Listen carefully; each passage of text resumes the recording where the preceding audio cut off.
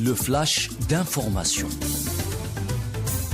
Bienvenue à tous, Samuel Bouazza avec vous. Libye, pour commencer, le bilan des inondations provoquées par la tempête Daniel, toujours en hausse. L'on parle jusqu'à présent de 5000 morts et 10 000 disparus.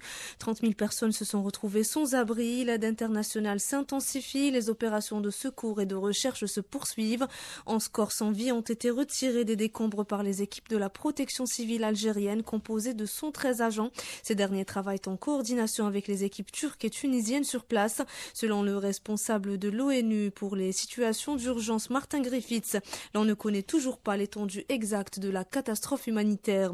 Au Niger, le Conseil national de sauvegarde de la patrie annonce l'annulation de plus de 990 passeports diplomatiques détenus par des personnalités nigériennes et étrangères, selon l'agence nigérienne de presse.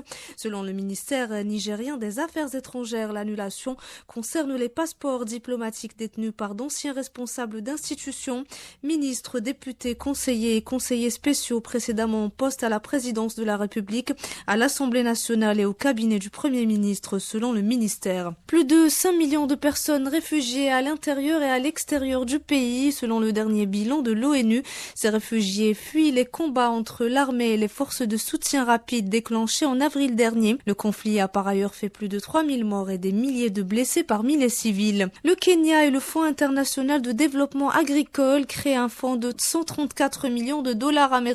Ce fonds vise à améliorer l'accès au financement des petits exploitants agricoles. Il permettra également de mieux mobiliser les ressources des institutions financières privées et des institutions de développement partenaires pour les allouer au secteur agricole. Et enfin, football pour terminer, les chapeaux du tirage au sort des équipes pour la CAN 2023 désormais connus. Les 24 équipes qualifiées ont été réparties en 4 chapeaux. La Côte d'Ivoire et le Sénégal se retrouvent dans le chapeau 1 en compagnie du Maroc et de l'Algérie. Dans le chapeau 2, l'on retrouve le Nigeria, le Mali, le Ghana, le Burkina Faso, le Cameroun et l'Afrique du Sud. Dans le chapeau 3, on retrouve la République démocratique du Congo, le Cap-Vert, la Guinée, la Zambie, la Guinée équatoriale et la Mauritanie. La Guinée-Bissau, l'Angola, la Tanzanie, la Namibie, le Mozambique et la Gambie ont été versés dans le chapeau 4. Fin de ce flash d'information. Merci à tous de l'avoir suivi. On se retrouve dans un peu moins d'une heure pour le round-up de l'information.